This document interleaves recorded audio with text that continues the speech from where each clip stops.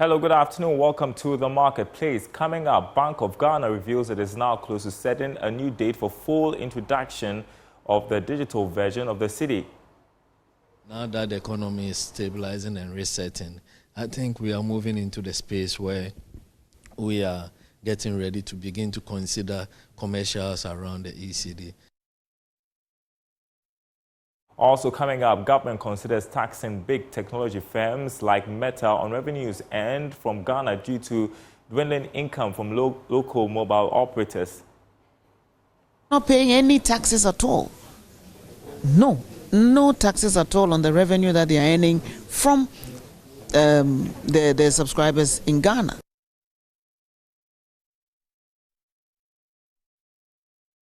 My name is Darryl Kwao. Thanks for being with us. Details coming up.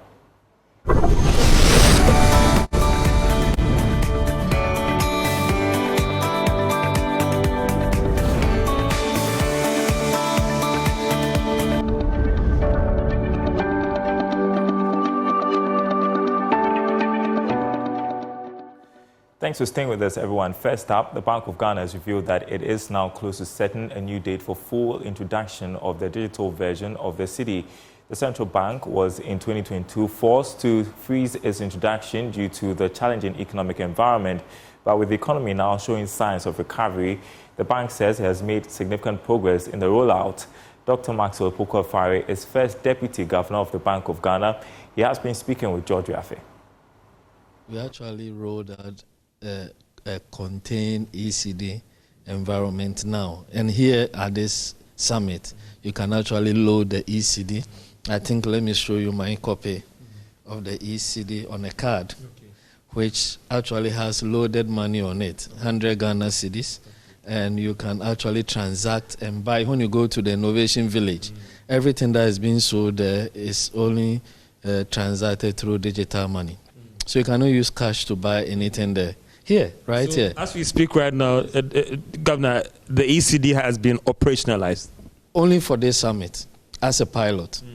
Only for this summit here until tomorrow, you can buy at the digital village using E-Cedi. So one would ask that when would it be rolled out? We did a bigger pilot, and when we finish the pilot, we now have to look at the commercials. It has to come with some commercials and also create an environment to roll it out. It coincided with the challenges we had in 2022. That wouldn't be the right time to roll it out. Now that the economy is stabilizing and resetting, I think we are moving into the space where we are getting ready to begin to consider commercials around the E-Cedi and properly rolling it out more universally. But just at this summit, we decided to demonstrate how it will work and allow people to be able to load either on your mobile phone or offline. Now, government is considering taxing big technology firms like Google, YouTube, and Meta on revenues earned from the country. The Ghana Revenue Authority is already engaging these firms over the introduction of the tax measures. The move has been influenced by declining revenue from the traditional tech firms. Communications and Digitalization Minister Eslo Usokufo tells Joy Business this is a move by governments in Africa and not only Ghana. Revenue that we're getting from the international gateway is declining. And so how does government also make up for these declining revenue sources? We have to look at new ways of getting some of the profits that are being made in this sector. And that's why I mentioned on the panel that we need to have that conversation with big tech. They are using the infrastructure put in by the network operators without contributing to the development of that infrastructure. So once you extend connectivity, they ride on it to provide their services, all these huge social media platforms. They don't help roll out the fiber or radio networks that enable them to deliver, that enables you to check your Facebook or account or even to use WhatsApp.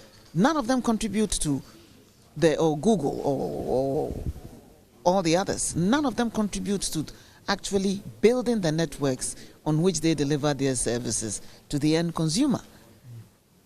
Is that situation going to be allowed to continue? No. At some stage, they're going to be asked to also contribute. So I'm glad GRA has already started having those conversations with them. And it is a global... Taxing them more, paying more. They are not paying any taxes at all. No taxes at all on the revenue that they are earning from their subscribers in Ghana. So that's the YouTubes and the rest. All of them. I say all these social media. So you're going after them. I'm not going after them. GRA is going after them. It's not GRA alone that is going after them. Globally, we're having those conversations.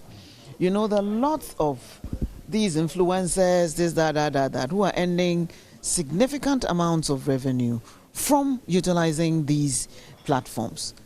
And that's profits that you're earning from doing business in Ghana on a global network, which isn't contributing anything to the economy of Ghana. So I'm not saying that we should be looking into that space. Globally, those conversations have been going on within the ranks of the ITU, Smart Africa Alliance, you name it. And so at some stage, and I think it's better we have this conversation as a group instead of as individual countries.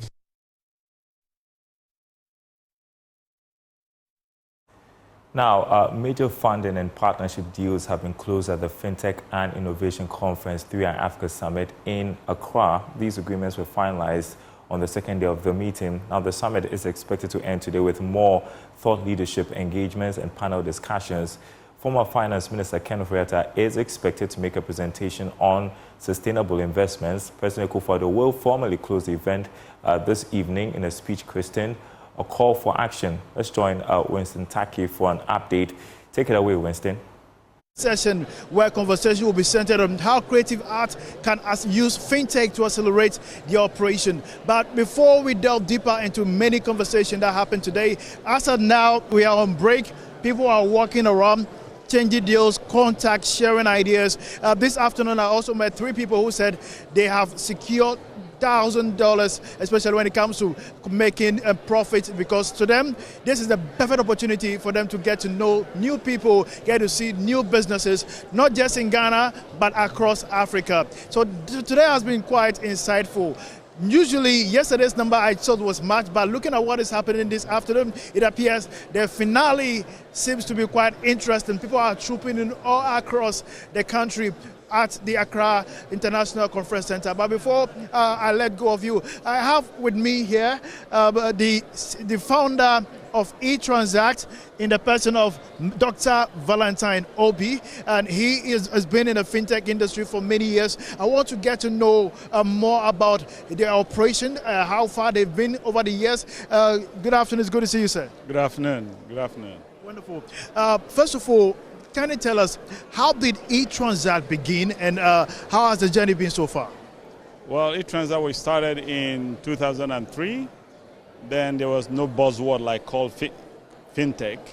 And we started, many didn't believe, many didn't understand what we were trying to do. The banks were not sure what we were trying to do. They think we're some crazy dudes. But I think it gladdens my heart today to look at around you. Everybody's talking about it. Everybody's thinking about mobile payment. Momo today is one of the big things. But these are things we pioneered from 2003. And it gladdens my heart to see what is happening. We see all our youths getting involved, and which is very encouraging. And for me, I believe this is something that's going to leapfrog us in Africa into the next level when it comes to payment, because we don't have legacies that we're going to be worrying about, and this is quite interesting. Key amongst a lot of speeches that have been going on throughout the summit is creating a transactional platform, payment platform. You began many years ago. What did you see that is now that people are waking up to see the significance of having such a structure? Yeah, we saw it earlier on. If you look at our countries, we are all cash reliant. Everything is cash. You want to buy a car, you have to bring cash. You want to buy a house, it's cash. And we kind of know this can continue. There needs to be a change. Something that will make people really believe that I can pay electronically and it will be with you as if I'm paying you cash. And that's why we started the instant payment. The idea is making people believe that it's working. That was the immediate challenge because people were still struggling to use their mobile phone to make calls and SMS, and to build a network of payment on top of it was a challenge. So I can understand the initial skepticism from people, but we believe that this is the way to go. And because you see also a problem, people are being, harassed because they know that you have cash at home. And for us was to solve a problem. And for us is that we believe that that problem indeed will change the dynamics, of payment within our environment and also bring some level of sanity. People being mocked at home because they have cash, we think that will be one way you can actually solve those kind of problems. But also to reduce cost of transaction. Because what we don't understand is that paying with cash is more expensive than paying with, electronically. Now, if you look at it, despite all the charges you see on cost, on transaction, if you are going to have to pay with cash, it means you have to relocate to make those payments. That's a cost most people don't think about when they're making payment. They think it's just pay and then they're charging me a fee. No, there's a cost that it saves you. Secondly, for the government, it's a huge cost. For every single CD printed is a cost to the government. It may surprise you that maybe for every CD printed will cost the government nearly maybe 20, 50 pesos or whatever. So if I print 1 billion of CD notes, you can imagine the amount government is going to be paying out for that. So it saves cost. So these are the things that we looked at and we said, look, we need to create a platform. This was in 2003 that can make it easier for people to make payment, using an everyday tool. That's what we call it then, everyday tool, which is your mobile phone, to make some kind of payment, but make it in a secure way, cost-effective, and convenient. Now we have been hearing about the Pan-African payment platform and also the need for trade amongst Africans, not just Africa, but moving beyond to ensure accessibility and access to goods are made quite flexible. What do you make of it, considering how far we've come as a continent and the deliberation that has gone on in the past 3 days? I mean, it's one of the best things that should happen to Africa. If we can make, what you're talking about is called PAPS. And I happen to be on the advisory board of PAPS also. This is one thing that Africa needs to embrace and do that quickly. It does not make any sense for a Ghanaian having a business deal with somebody in Uganda or even Nigeria or Togo, and then you have to change cedis to US dollars, and then it goes over there to Togo, you change it back from dollar, the continent is losing. It is not rocket science to find a solution that makes it easy for cross-border transaction in a way that is seamless, and that is what all these payment, Pan-African payment systems all about, and that is what indeed, everybody is trying to promote. That we need to have indeed a very seamless way to pay without. There's no point in having a middleman in between the trade between Ghana and Nigeria. You don't need that. Thank you very much, Dr. Valentine Obi. It's really been a pleasure having you here. I'm sure we have subsequent conversation in the course of the conference. All right. So I've been speaking to Dr. Valentine Obi, who is the founder of eTransact, telling us indeed that the time is right, the time is now for Africa to prioritize advancing the payment platform, because we know trade is the new blood of every continent, and if we don't trade, trust me, we'll stay dehydrated. So this is still the 3i Africa Summit. Very soon we'll be hearing the closing ceremony that will be given by the President, Akufo-Addo, who will be telling us how far we have come, the contract and deals that have gone on today here at the 3i Africa Summit. Winston Taki reporting for Joy Business. Daryl, over to you. All right, thanks, Winston Taki there.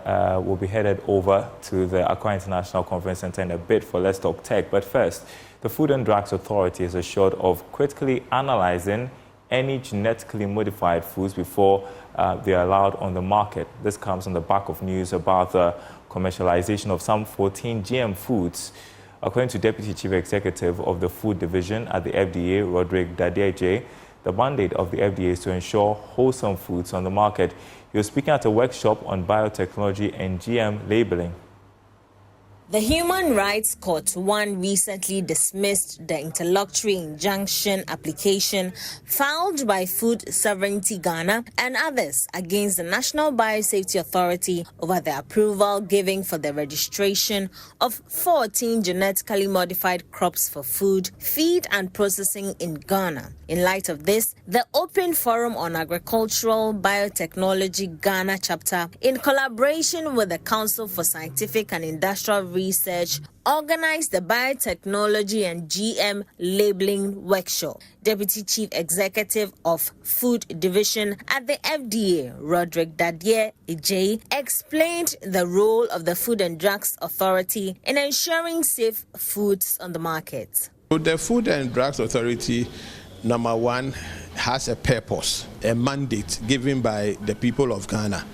That mandate is to protect the consumer. So if a product is not even safe, we will not even consider the labeling. Now, there may be people out there who may not understand the technology. As far as the Food and Drugs Authority is concerned, any GMO that is on the that is released into the system has gone through scientific proper methods with the NBA, the National Biosafety Authority, and permission has been given. And even with that, sometimes it's not even maybe the seeds in itself, it is the products of it that may be, which are maybe products that probably you cannot even grow. So first and foremost, the Ghanaian populace should have the trust in the Food and Drugs Authority that it looks out for the best for the consumer, and that it will not condone with anything that is not of substance to it. Although GM crops have not been legalized for cultivation, the National Coordinator for Open Forum on Agricultural Biotechnology, Dr. Richard Ampedu Ameyao, explained that it is important to prepare ahead by educating people on GM labeling.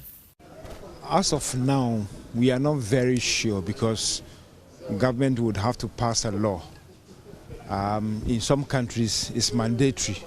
In others, it is not. For now, I don't know the stance that Ghana is taking, but we always want to get prepared. So we think that if there's need for us to label, we have to do it now. And the important thing is that FDA have already gone ahead to get the labeling guidelines. So we are here to ensure that all FDA guys who are involved in this labeling exercise would know that they have a guideline. So if the time is up for them to do it, it becomes so easy.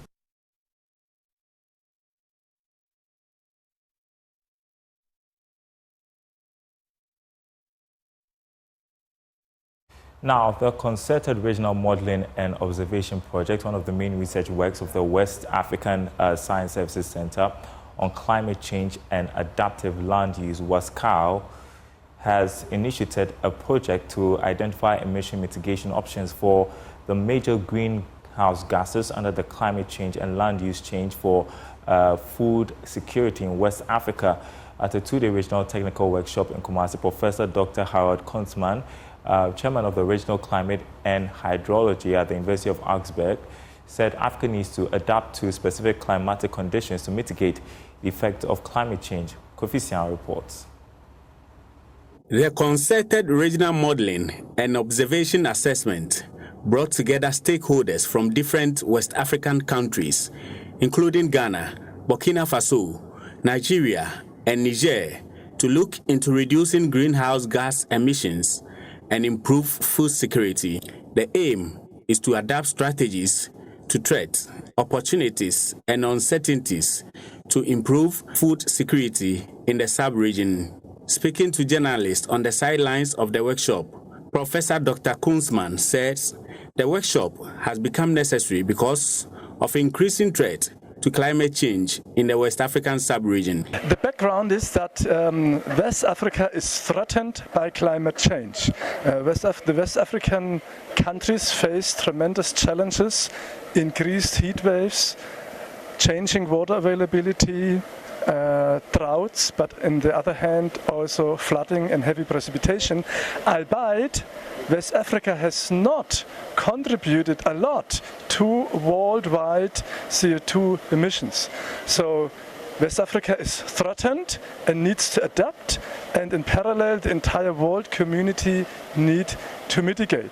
And in that project we try to find very specific solutions for West African communities and West African countries. In order to achieve a successful implementation of the program, Dr. Jan Blevfenich explained the need for the provision of data services and scientific computation. The Executive Director of the West African Science Services on Climate and Adaptable Land Use, Professor Kehinde Ogunjobi on the spot says the concept project seeks to leverage on agriculture and land processes to achieve food security. Yes, this is what we're experiencing. I think, number one, you have seen today that CONSAT is one of the projects that is looking at the greenhouse gases, right?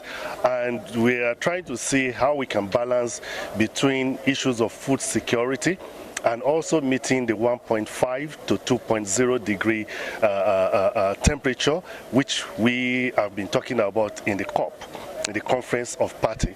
So we want to see now, you are producing rice, for example, you are also releasing greenhouse gases, your carbon dioxide or methane, and also your NOx. And all these are greenhouse gases that affect the climate of our environment, of West Africa. But we still need to have our food, right? We still need.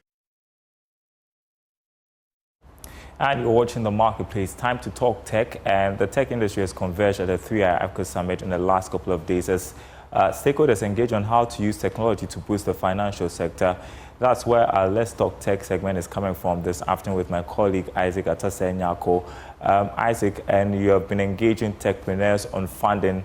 Tell us what they've been saying.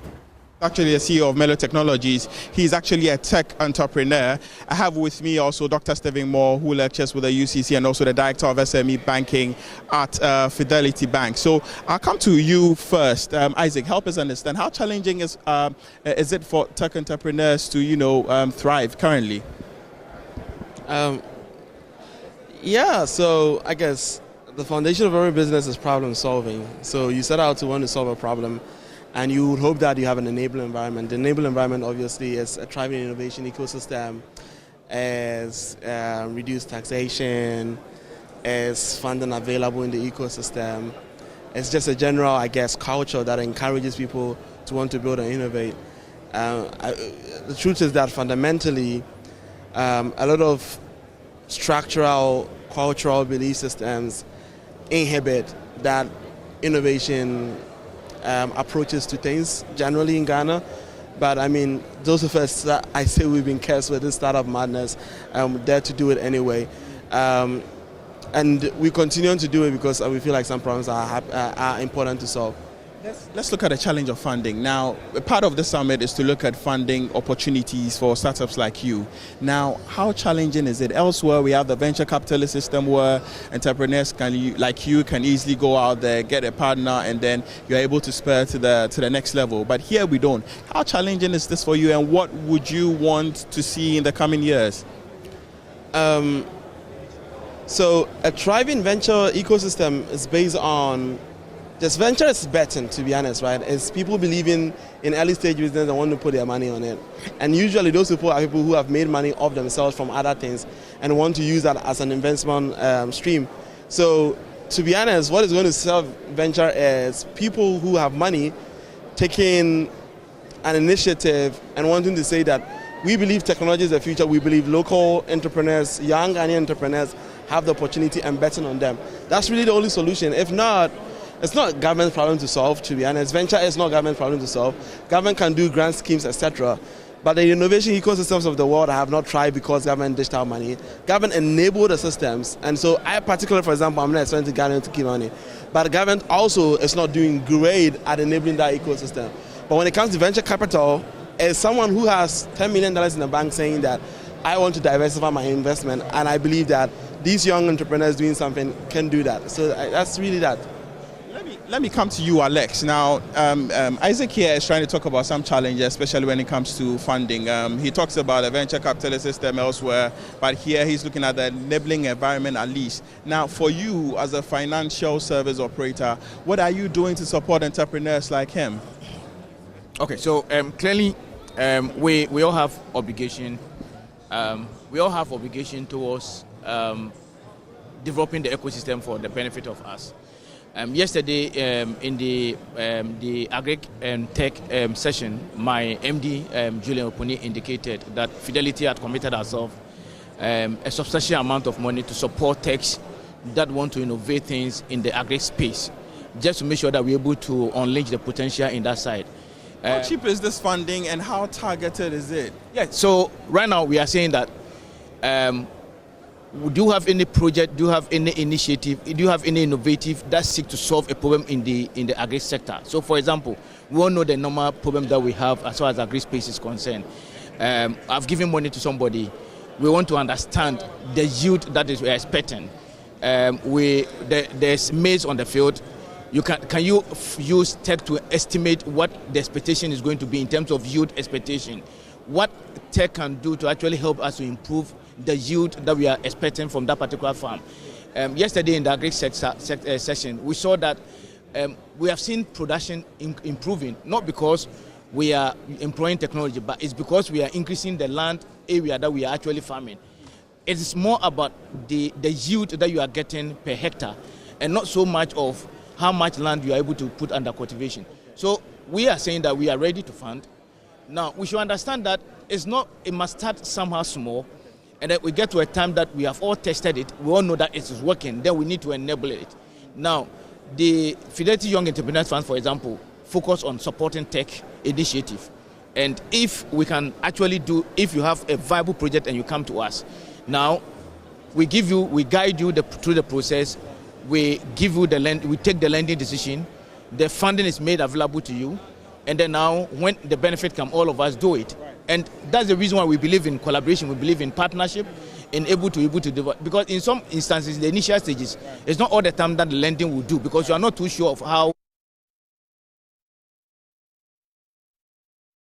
The conversation continues. We'll have more from the Accra International Conference Center in the course of the day. That's the marketplace. Thanks for watching, everyone. More news on our website, myjoyonline.com/business. You can read the day's latest stories and more from the 3i Africa Summit, which ends today.